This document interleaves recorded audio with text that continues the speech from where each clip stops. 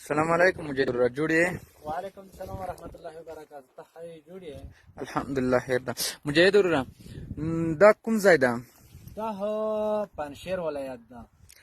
نو تاسو اوس چیرته په پنجشیر ولایت کې کوم ځای کې اوسېږئ؟ چیرته قرار لرئ؟ دا د پنجشیر ولایت د بازارک ولسوالۍ هلته یو مکتب ده. د مکتب خواته هغه ځای کې مونږ قرار لرو. د سکاټ مزایل دي چې دا مو پیدا کړي دي. ښه، د سکاټ مزایل دي. دا څومره مزایل دي؟ دا خو فلحال داسې وښیه چې شپېته دانې دي، 30 دانې هر ځای کانده کې دي، او کوم چې دي د 3 دانې راته پاتې شوي دي ولې دي.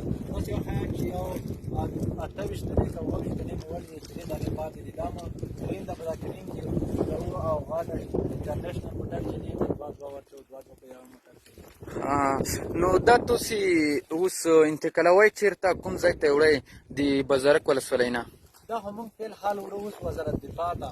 وزارت دفاع کې کوبل ته وړو. هلته د صلیب شکرکا په نوم یو ځای د غاټه د ټول د افغانستان غاټه کلو اردو ده، هغې ځای ته وړو. هلته خپله د ملا یعقوب کوم معاون چې راغلی و دغه ځای ته راغلی و، د خپل دغه ځای ولیدلو، نو هغې خپله دا اتحاد وکړلو، ویل چې دا به روډی د وزارت دفاع هلته 1913 فرقه ده، هغه ځای ته به روډی ټول به انتقال کړي. نو ټول موږ هغه ځای ته انتقالوو ایستی. ماشاءالله ماشاءالله.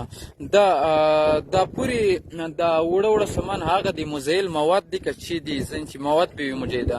دا د کوم چې دي دغه د مزایل کوم بنزین دي، دا چې دي مواد خلته چې دي دا بیلرونه دي، دا ټول ډاک دي. دا داسې وښیه چې یو 15 دانې خالص دغه بیلرونه دي، او کوم یو دغه مزایل چې دا یو غاټ مزایل ده.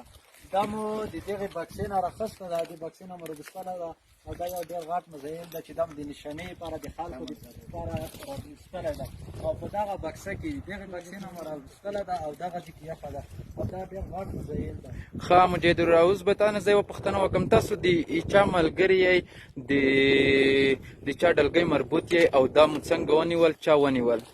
موږ په خپله د خوست ولایت د باک ولسوالۍ یو د خوست کیدای دلته چې راغلي یو پنجشیر ولایت ته، پنجشیر ولایت ته د بازارک ولسوالۍ ته راغلي یو. موږ د احمد ولي صاحب ډلګۍ ملګري د کاري جواد نثار ګروپ ده، د هغې ملګري یو. نو دلته د کاري جواد ملګرو دا کار کړی دی؟ او دا د کاري جواد ملګري یو. دلته راغلي په اول وخت کې، هغه وخت چې واوره وه، دا اوس واوره هم نه ده شته، واوره ولې شوې ده. هغه وخت کې راغلي یو ملګرو دغه ځای کې پیدا کړ، او ډېر چې دي هلته نور هم د هغه په ځمکه کې خاښ دي، او 30 دانې هلته هم دي، او دا نور کوم مواد چې دي دا هم په ځمکه کې نیم خاښ دي او نیم دلته دي. نو دا لږ پاتې دي، نور مو ټول انتقال کړل، وزارت دفاع ته مو انتقال کړل. ښه ماشاءالله. بس سلامه ده، حفاظت وکړي. بس دا خو ډېر خوندور مزایل دي.